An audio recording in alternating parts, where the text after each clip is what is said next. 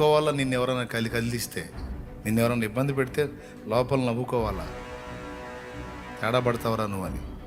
ఎందుకు నవ్వెందుకు తెలుసా? నేను ఊరుకున్నా, నా పక్షాన ఉన్నాడు ఊరుకోడు. నీ జాయింట్లు కూసాలని ఓపెన్ చేస్తాడు అని అప్పుడు రావాలి చిరునవ్వు. అనుకో, ఎన్ని అనుకుంటావు అనుకో. వినేవాడు వింటున్నాడు, నీ పెళ్ళి అయ్యిద్దని. ఆయన నీ పక్షమున ఉన్నాడు. ప్రభు నీ పక్షమున ఉన్నాడు. ఇక నీకు విరోధి ఎవడు? నీ ముందు నిలవగలిగేది ఎవడు? నువ్వు ఇంత అడుగుతావు, వెర్రిముఖం వేసుకొని, నేను ఇంత దాచిపెట్టాను నీకు. మరేది ప్రభా, తొందరగా ఈ ప్రభా, అదే తపన నీకు కొద్దిగా ఆగంటాడు ఆయన.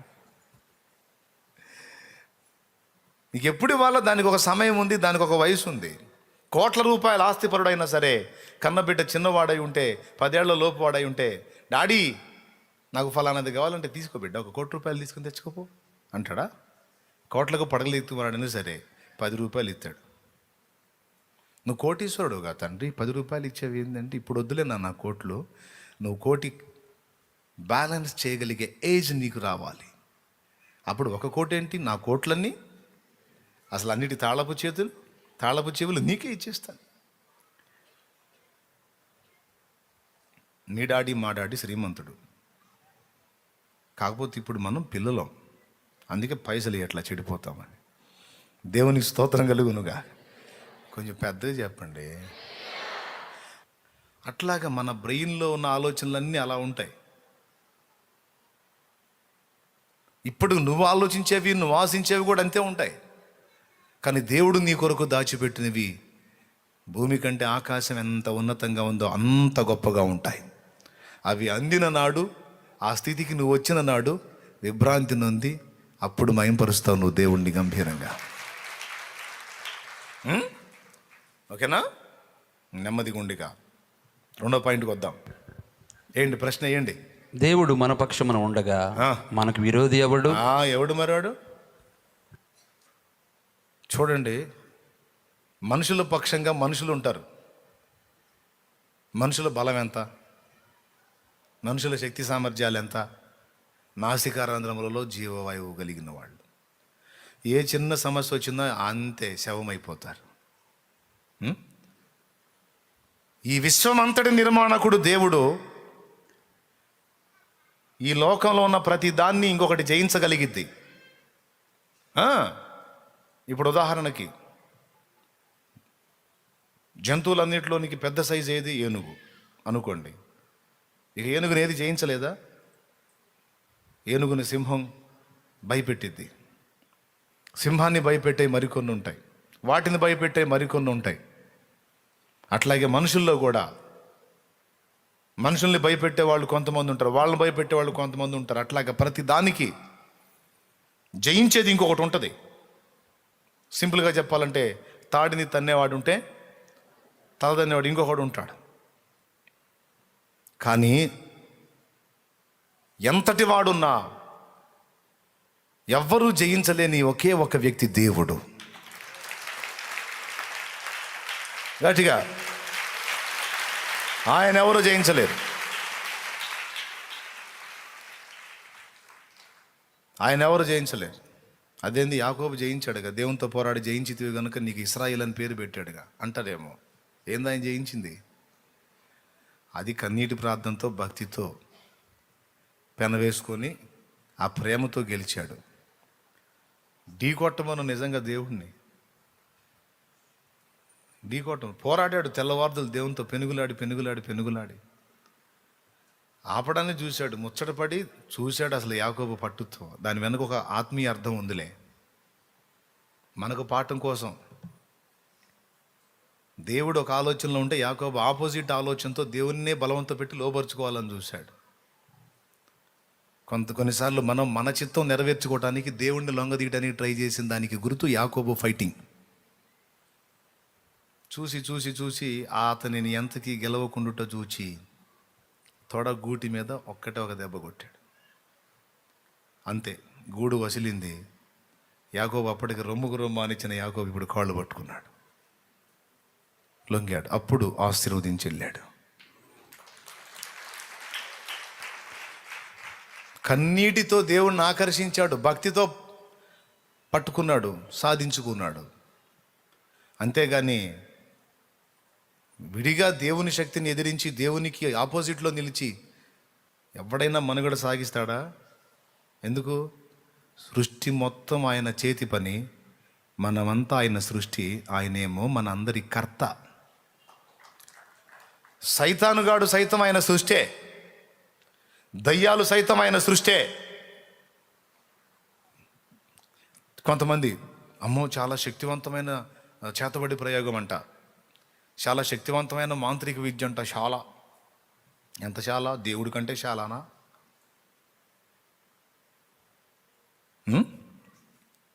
అసలు ఆయన ఎక్కడా? ఏ చేతబడి, ఏ చిల్లంగి, ఏ బాణామతి, ఏ సైతాను, ఏ దయ్యం, ఏ దురాత్మ, ఏ ప్రేతాత్మ, ఏ ఆత్మ? ఆత్మ మొత్తం అయిపోద్ది. కైమా కీమా. సర్వశక్తుడాయన, సార్వభౌముడాయన, విశ్వ నిర్మాణకుడాయన, విశ్వ న్యాయాధిపతి ఆయన. మాట కూడా కనుసన్నజాలు. జస్ట్ ఆయన కోపం వస్తేనే పర్వతాలు కదిలిపి గడగడలాడతాయంట. ఆయన కోపపడి గద్దించగాని లేదు. ప్రభు కోపిస్తే ఆ కోపానికి పర్వతాలు కదులుతాయండి గడగడ. అంత శక్తి గలవాడు నీకు తోడై ఉన్నాడు. అలాంటి వాడు నీ పక్షమున చేయి అడ్డబెట్టి నిలబడ్డాడు. రారా ఎవడొస్తాడో అని. ఇంకెక్కడ? ఆయన బలం తెలుసుకోవాలి.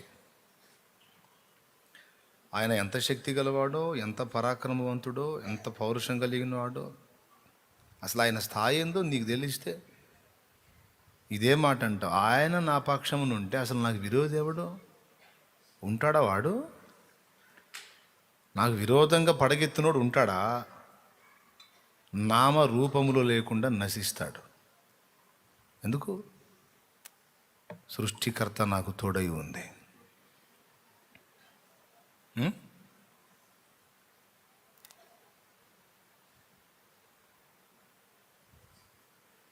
ఎవరు నీకు తోడై ఉంది? ఎవరు? మరి ఏదేం చేస్తుంది నిన్ను? మనుషులు భయపెడుతున్నారు. ఎంతవరకు ఉంటారు వాళ్ళు? ఒక్క చూపు చూస్తే చాలు. ఇక మళ్ళీ వాడికి నీ మీద తగా తీసుకోవడానికి ఇంక వాడు ఉండను కూడా కనపడ్డి. ఆయన చూస్తే ఎంతసేపు నా దేవుడు బలవంతుడు అనే సంగతి నీవు తెలుసుకొని ఉండాలి. బలవంతుడు అయి ఉండి కూడా ఎందుకు మౌనం దాలుస్తున్నాడు అంటే కారణం ఉంది. బలవంతుడు అయి కూడా మౌనం వహిస్తున్నాడంటే కారణం ఉందే. అందుకే అట్లా మౌనంగా ఉన్నాడు. నవ్వుకోవాలా, నిన్నెవరైనా కదిలిస్తే, నిన్నెవరైనా ఇబ్బంది పెడితే లోపల నవ్వుకోవాలా. తేడా పడతావరా నువ్వు అని. ఎందుకు నవ్వెందుకు తెలుసా? నేను ఊరుకున్నా, నా పక్షాన ఉన్నాడు ఊరుకోడు. నీ జాయింట్లు కూసాలని ఓపెన్ చేస్తాడు అని అప్పుడు రావాల చిరునవ్వు. అనుకో, ఎన్ని అనుకుంటావు అనుకో. వినేవాడు వింటున్నాడు, నీ పెళ్ళి అయ్యిద్దని. ఆయన నీ పక్షమున ఉన్నాడు. ప్రభు నీ పక్షమున ఉన్నాడు. ఇక నీకు విరోధి ఎవడు? నీ ముందు నిలవగలిగేది ఎవరు? 50 మూరల ఎత్తైన ఉరికొయ్య చేసి దాని మీద వేలాడదీయాలనుకున్నాడు మొర్దెకైని హామాన్. కథ తిరగబడింది.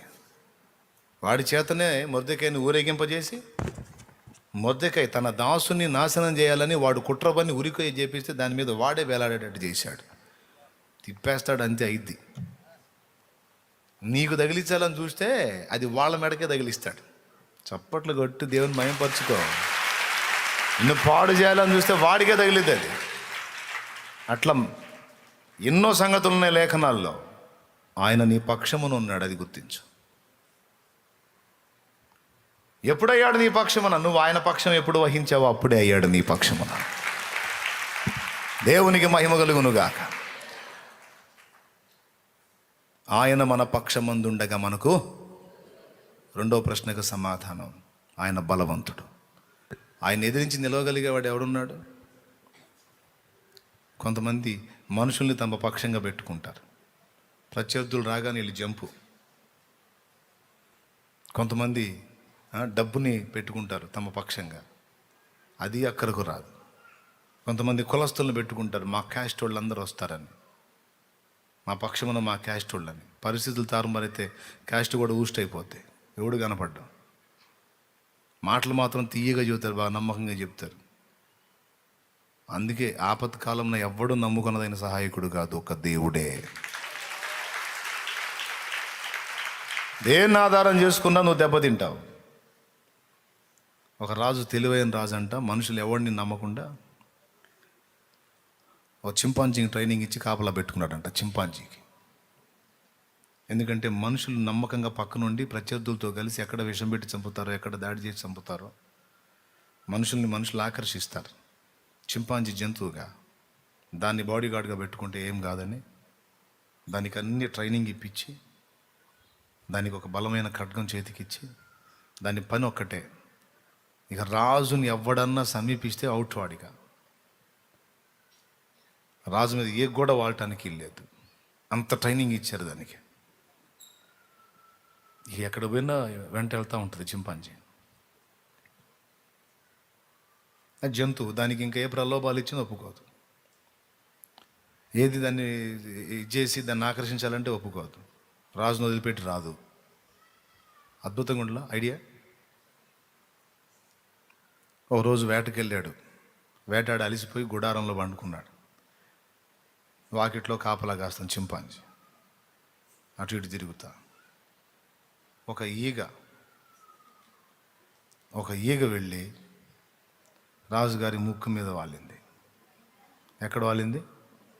ముక్కు మీద వాలింది. ఈగను కూడా వాలనీదిగా చూసింది.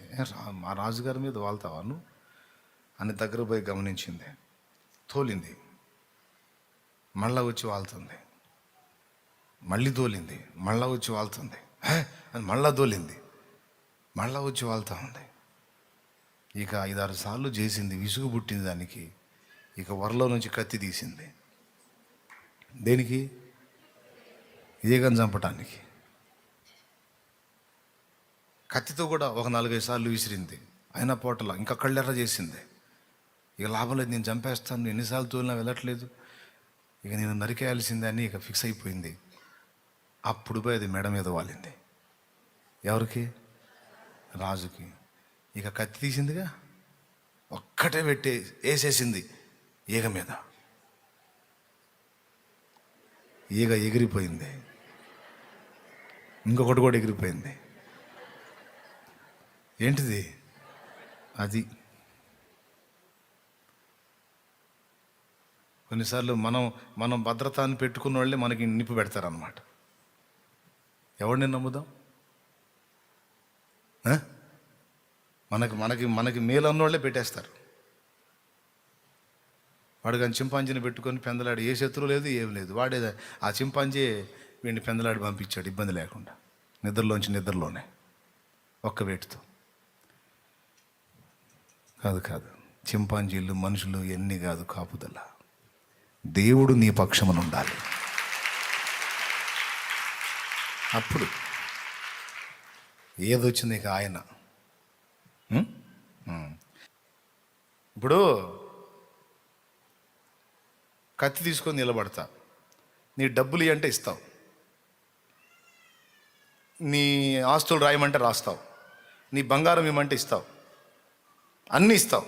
నీ ఇంట్లో ఉన్న సామాను మొత్తం అంటే ఇస్తావు, అన్నీ ఇస్తావు. నీ బిడ్డని ఇస్తావా? నీ బిడ్డని చంపేస్తాను, వెళ్ళిపోతాను అంటే ఇస్తావా?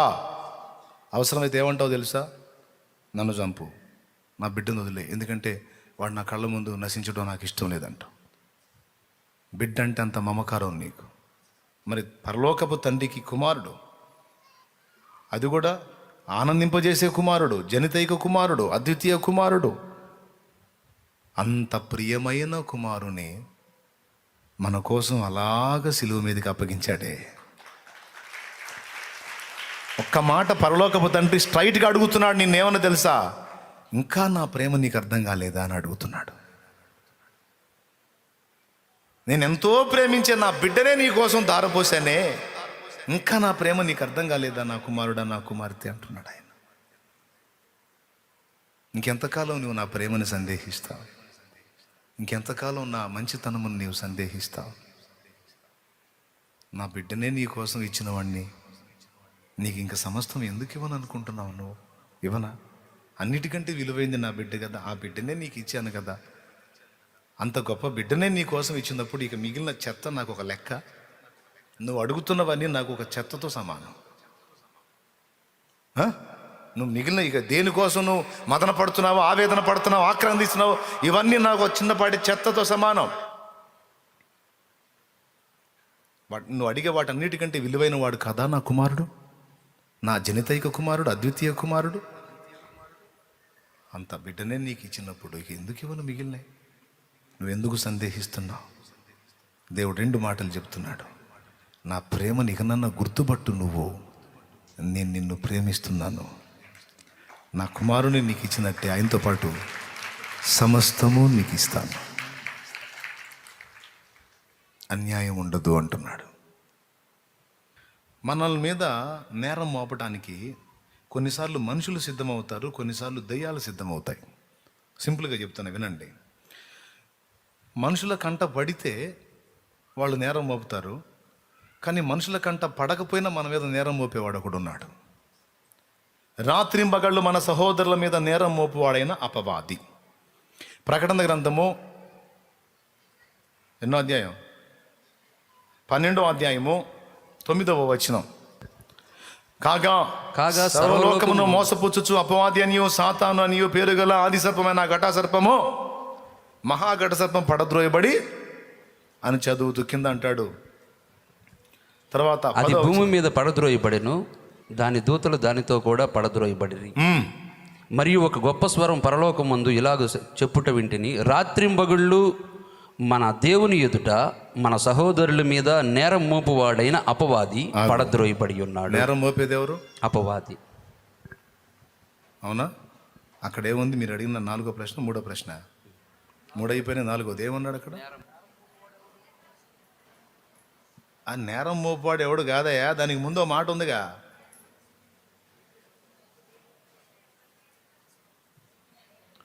దేవుని చేత ఏర్పరచబడిన వారి మీద నేరం మోపువాడెవడు?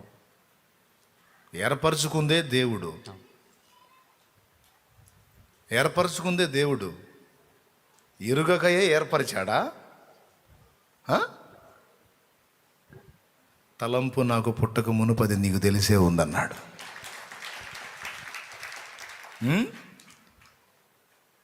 నియమింపబడిన దినముల్లో ఒకటైనా కాక మునుపే నా దినములన్నీ నీ గ్రంథములో లిఖితములాయని అన్నాడు. నేను కూర్చుండటం నీకు తెలుసు, లేచుటం నీకు తెలుసు, నా బ్రతుకంతా నీకు తెలుసు. నువ్వు సైతాన్ గాడితో చెప్పాల్సిన మాట, ఒరే సైతాన్, నువ్వు అన్ఫిట్ అంటావా, నువ్వు తేడా అంటావా, నువ్వు అలా ఇలా అంటావా, నువ్వు మంచోడివి కాదంటావా, మంచిదానివి కాదంటావా,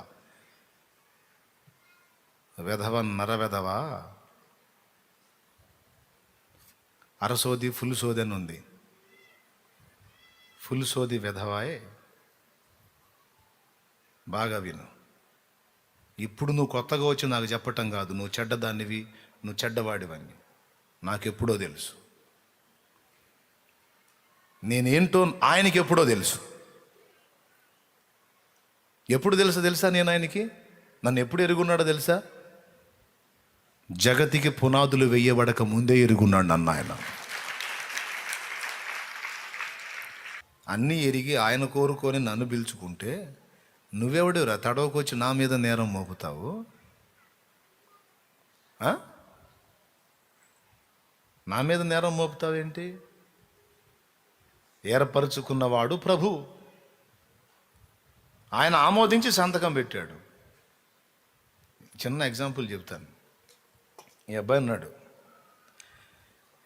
ఈ అబ్బాయి అంటే మీలో కొంతమందికి ఇష్టం లేదు. ఎందుకంటే ఈ అబ్బాయి తేడా అని మీకు డౌటు. తెలుసు తేడా అని. కానీ ఈ అబ్బాయి అసలు మందిర ప్రాంగణంలోకి అడుగు పెట్టడమే మీకు ఇష్టం లేదు. అలాంటిది ఇతడు నాతో కూడా ఉండవచ్చు అని నేను ఆమోదించి ఒక సంతకం పెట్టా. అది ఆయనకి ఇచ్చా. తడవ ఒకళ్ళు వచ్చి అడుగుతున్నారు, అక్కడ ఉన్నావేంది నువ్వు, అసలు ఎట్లా ఉన్నావు, అసలు నువ్వు ఫుల్ తేడా కదా, నీ బ్రతుకు మాకు తెలియదు, నువ్వు ఆడున్నావేంది అంటే, ఇదిగో చూడండి. మరి మీరు చెప్పింది నిజమే, నేను తేడానే. మరి ఆయనకు కూడా తెలుసు నేను తేడాని. మరి ఏమో ఆయనకు అట్లా ఇష్టమైపోయింది, ఆయనకు నా మీద ప్రేమ వచ్చింది, నువ్వు నాతో కూడా ఉండమని ఆయనే సంతకం పెట్టి మరి నన్ను ఏర్పరచుకున్నాడు. మరి ఇక నేను చేసేది ఏముంది? నేను ఎలాంటి వాడనో ఎరిగి ఉండి కూడా ఆయన నన్ను ఏర్పరచుకున్నాడు. ఇక మీరు ఎన్ని నేరాలు మోపినా నేను అక్కడి నుంచి పోయేదేం లేదు. ఎందుకంటే నియమించిన వాడెవరు? అది నేరం మోపితే ఆయన మోపాలా, నెట్టేస్తే ఆయన నెట్టేయాలా. దేవునికి మహిమ కలుగును గాక. ఇంకెవరు మోపినా చెల్లదు. ఇప్పుడు దేవుని దగ్గరికి వెళ్ళి ఇతన్ని ఎట్లా ఏర్పరచుకున్నావు, ఇతను తేడా కదా అంటే, ఏర్పరచుకున్నా, తేడా అయినా ఏర్పరచుకున్నా. ఎట్లా ఏర్పరచుకుంటావు? ఎట్లా ఏర్పరచుకుంటావు? ధర్మ విరోధంగా ఎట్లా ఏర్పరచుకుంటావు అంటే, ధర్మ విరోధంగా కాదురా, నా ప్రియ కుమారుని రక్తములో నా కృపను బట్టి ఏర్పరచుకున్నా. నువ్వెవడెవరు అడగటానికి? అసలు నీకేం సంబంధం రా? ఏర్పరచుకున్నవాడు ప్రభు. ఇక నేరం మోపేవాడెవడు? వాడు ఎక్కడుంది ఖాళీ? గద్దించాల సైతాన్, అప్పో నేను బలహీనుడని నా ప్రభువుకు తెలుసు, బలహీనుడని నా ప్రభువుకు తెలుసు. తెలిసి ఆయన ప్రేమ చేత, కృప చేత తన ప్రియ కుమారునిలో నన్ను ఏర్పరచుకున్నాడు. నేను దొంగవాడిని తెలుసు, తెలిసే నాకు తాళపు చేతులు ఇచ్చాడు, తాళపు చెవులు ఇచ్చాడు నా చేతికి. ఇచ్చాడని కృతజ్ఞతతో నేను మార్పు చెందుతున్నా.